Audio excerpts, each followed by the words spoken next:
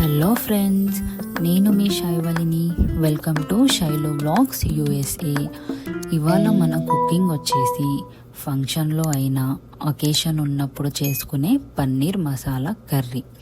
ఇది అన్నంలోకి, చపాతీ, పూరి, బగారా దేంట్లో తిన్నా చాలా టేస్టీగా ఉంటుంది.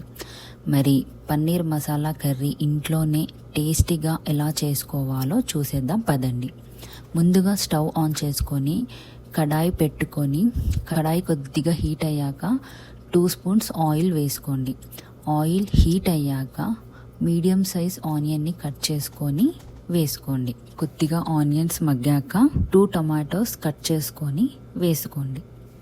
దీంట్లోనే ఒక 6 నుంచి 7 జీడిపప్పు పలుకులని వేసుకొని కొద్దిగా సాల్ట్ వేసుకొని మంచిగా మిక్స్ అయ్యేలా కలుపుకొని మూత పెట్టి ఒక 5 మినిట్స్ అలా ఉడికించుకోండి. బాగా ఉడికాక ఈ మిశ్రమాన్ని మిక్సీలో తీసుకొని పెట్టుకోండి.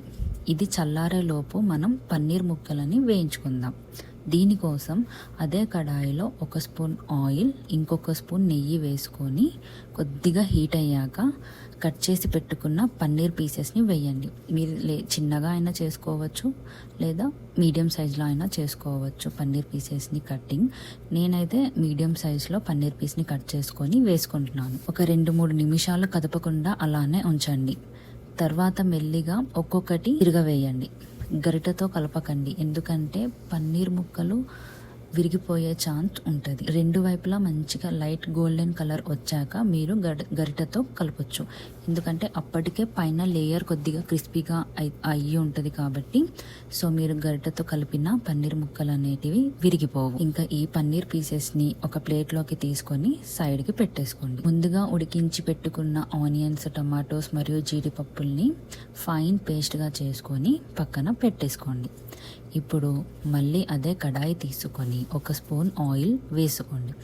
ఆయిల్ హీట్ అయ్యాక మసాలా దినుసులు వేసుకొని మంచిగా మిక్స్ చేసుకోండి. అవి వేగాక ఒక 4 నుంచి 5 పచ్చిమిర్చి వేసుకోండి, మీ కారానికి తగినట్టు. పచ్చిమిర్చి బాగా వేగాక ఒక రెమ్మ కరివేపాకు వేసుకోండి. కరివేపాకు చిటపటలాడాక ముందుగా పేస్ట్ చేసుకున్న మిశ్రమాన్ని ఇందులో వేసుకోండి. ఇప్పుడు కొద్దిగా పసుపు మరియు అల్లం వెల్లుల్లి పేస్ట్ వేసుకొని బాగా కలిపి మూత పెట్టి ఒక 2 నుంచి 3 నిమిషాలు ఉడికించండి. మరలా మూత తీసి కలిపి అడుగంటుకోకుండా చూసుకోండి, ఇది ముఖ్యంగా. ఇప్పుడు కొంచెం కారం, ధనియాల పొడి, ఉప్పు తగినంత, గరం మసాలా వేసి మంచిగా మిక్స్ అయ్యేలా కలపండి. ముందుగా పక్కకి తీసి పెట్టుకున్న పన్నీర్ పీసెస్ని యాడ్ చేసుకొని కొద్దిగా వాటర్ వేసుకోండి, ఒకవేళ గ్రేవీ బాగా చిక్కగా అనిపిస్తే. మొత్తం మంచిగా మిక్స్ అయ్యేలా కలిపి లో ఫ్లేమ్లో ఒక 5 మినిట్స్ అలా ఉడికించుకోండి. లాస్ట్లో కొద్దిగా కొత్తిమీర యాడ్ చేసేసుకోండి. అంతే అండి, ఎంతో టేస్టీ అయిన సింపుల్ పన్నీర్ మసాలా కర్రీ ఇంట్లోనే ఈజీగా చేసుకొని అన్నం, చపాతీ, పూరి లేదా బగారా దేంట్లో అయినా ట్రై చేయండి.